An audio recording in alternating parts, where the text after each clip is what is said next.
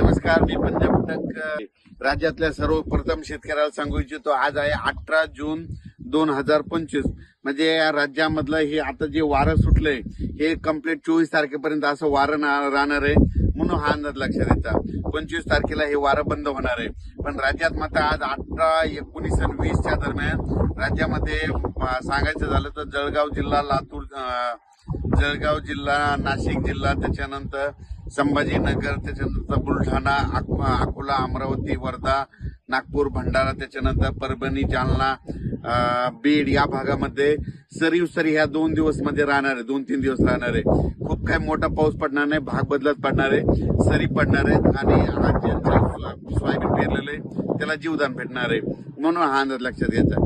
म्हणजे सांगायचं झालं तर विदर्भ, पूर्व विदर्भ, मराठवाड्यामध्ये 2-3 दिवस सरीचा पाऊस राहणार आहे, सर्वदूर नसणार आहे. म्हणून हा अंदाज लक्षात येतात. पण राज्यात मग पाऊस कधी येणार तर राज्यात मात्र 20 ते 24च्या दरम्यान राज्यात हवामान कोरडं राहणार आहे, वारं सुटणार आहे, तुरळक ठिकाणी पाऊस स्थानिक वातावरण पडणार आहे. म्हणून हा अंदाज लक्षात घ्यायचा. पण राज्यात मात्र 25 नंतर हे जे वारं सुटलेलं आहे हे सगळं बंद होणार आहे.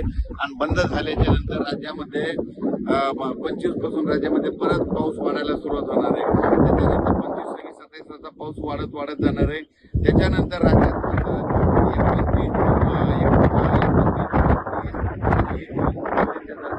परत राज्यामध्ये पूर्व विदर्भ, पश्चिम विदर्भ, मराठवाड्या या भागामध्ये चांगला पाऊस येणार आहे. आणि जे राहिलेल्या ट्रेन त्याच्यात होती. आणि त्याच्यानंतर जर काही शेतकरी राहिले तर त्याच्यानंतर 10 जुलै ते 15 जुलैमध्ये पाऊस येणार आहे. त्याच्यामध्ये सगळ्यांच्या शेतकऱ्याची पेरणी होती. ज्यांच्या शेतात ओला असेल तर स्वतः निर्णय घ्या, पेरणीची काही करू नका, कोरडा असेल तर करू नका. म्हणून हे लक्षात येतं. ओला असला तर तुम्ही तुमचा निर्णय घेऊ शकता.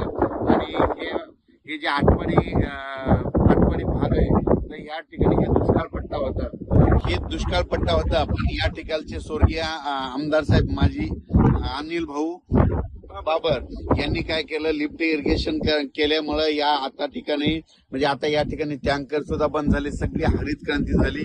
खरं त्यांचे उपकार या सगळ्या जनतेवर. म्हणून असं सगळ्या महाराष्ट्रातल्या शेतकऱ्यांनी म्हणजे आमदारांनी, खासदारांनी असे पाण्याची व्यवस्था करायला पाहिजे. म्हणून या ठिकाणी सांगतोय. तर या ठिकाणी मी तानाजी पाटील यांच्या शेतामध्ये आलेलो आहे आणि त्यांचे आंबा बाग आणि चंदन या ठिकाणी बघितलं. आणि या ठिकाणी महाराष्ट्रातल्या शेतकऱ्याला सांगतो, राज्यात फक्त 20 तारखेपर्यंत सरी राहणार आहे. आणि तुमच्या ह्या सांगलीकडे मात्र आता सध्या तरी पाऊस थांबलेलाच राहील.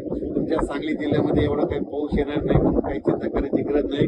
फक्त मात्र 28-29 थोडा पाऊस येणार आहे. खूप काही मोठा पाऊस सध्या नाही. म्हणून हे लक्षात घ्यायचं. ज्यावेळेस वातावरण बदल त्यावेळेस मात्र सांगलीचा देखील अंदाज दिला नाही.